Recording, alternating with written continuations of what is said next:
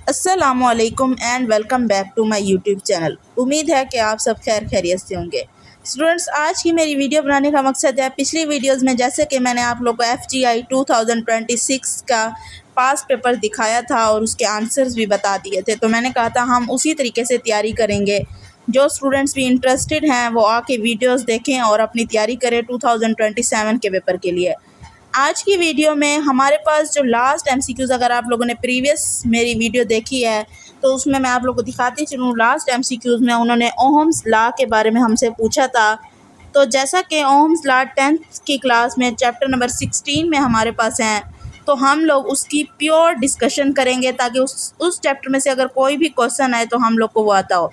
तो उसके लिए मैंने आप लोग के लिए शॉर्ट नोट्स बना दी हैं जो आप लोग के फ़ायदेमंद होंगे। आप लोग को बिल्कुल कुछ करने की ज़रूरत नहीं पड़ेगी। इधर से आप लोग शॉर्ट नोट से आप लोग पढ़ेंगे और इंशाल्लाह जो MCQs भी बनते थे मैंने सारे इसमें डाल दिए हैं।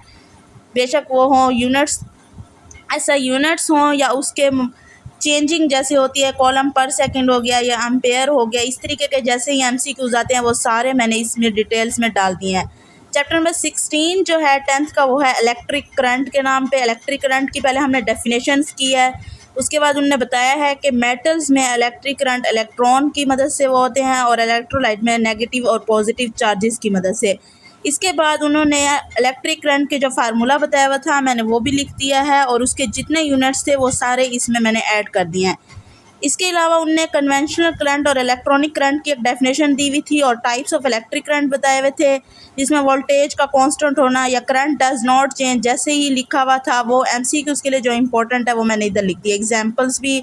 इसके अलावा उनकी फ्रीक्वेंसी वगैरह। इसके अलावा जो डिवाइस इनको मैयर करती है एमीटर, उसके बारे में हमने यहाँ पे डिस्कस किया है शॉर्ट नोट्स की मदद से, ताकि MCQs जो है ना हम लोग देख सकें, हमें ज़्यादा जो है ना नॉलेज ना लेनी हो और हम लोग जो है ना MCQs की तरफ ही चले, क्योंकि आप लोग को पता है कि FGI में सिर्फ MCQs ही आते हैं, तो आप लोग उसी तरीके से ही तैयारी करें। नेक्स्ट मैं आप लोग को पेज की तरफ लेके चलती हूँ। उसके अलावा हमारे पास एमीटर, जैसे मैंने आप लोग को बताया, डिवाइस है, इसमें एनालॉग और डिजिटल हैं। उसके बाद मैंने इलेक्ट्रोमोटिव फोर्स को डिस्कस किया है और पोटेंशियल डिफरेंस को डिस्कस किया है, जिसका जो है ना ऐसा यूनिट आप लोग देखेंगे तो वो सेम है। ज़्यादातर MCQs में कभी ऐसा यूनिट भी पूछे जाते हैं कि जूल पर कॉलम है या वोल्ट है, कभी बोथ का भी ऑप्शन आ जाता है, तो वो भी सारा इस पेज पर डिस्कस किया हुआ है। इसके अलावा जो डिवाइस है जो इनको जो है ना मैयर करती है वो वोल्ट मीटर है, उसके में डिस्कस किया हुआ है। और EMF सीरीज़ में और पैरेलल में कैसा कैसा फार्मूला होता है, कभी कभी जो है ना न्यूमेरिकल्स आ जाते हैं, तो आप लोग ये फार्मूला भी तैयार कर लें ताकि आप लोग को पता चले कि हमने जो है ना वैल्यूज़ कैसे ऐड करनी है। इसके बाद आप लोग देख सकते हैं ओहम्स लॉ हमारे पास आ गया है। लास्ट 2026 का जो लास्ट वाला क्वेश्चन था उसमें ओहम्स लॉ के बारे में हमसे पूछा गया था कि करंट, वोल्टेज और रेजिस्टेंस का जो रिलेशनशिप है वो किसने दिया था।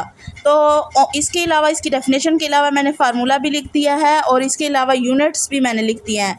उसके अलावा हमारे पास नेक्स्ट चैप्टर में जो है ना सीरीज़ और पैरेलल कम्बिनेशंस आ रहे थे, उनके भी फार्मूलाज लिख दिए हैं। इसके साथ बहुत सारे न्यूमेरिकल्स जो है ना आप लोग के मिलते जुलते हैं, तो जैसे ही आप लोग को अगर फार्मूलाज आएंगे तो न्यूमेरिकल की वैल्यूज़ आप लोग लगा के सॉल्व कर सकते हैं।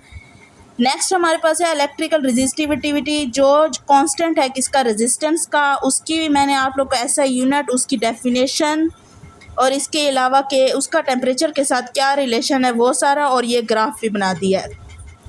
अगर आप लोगों ने इसका स्क्रीनशॉट लेना है तो आप लोग स्क्रीनशॉट भी ले सकते हैं।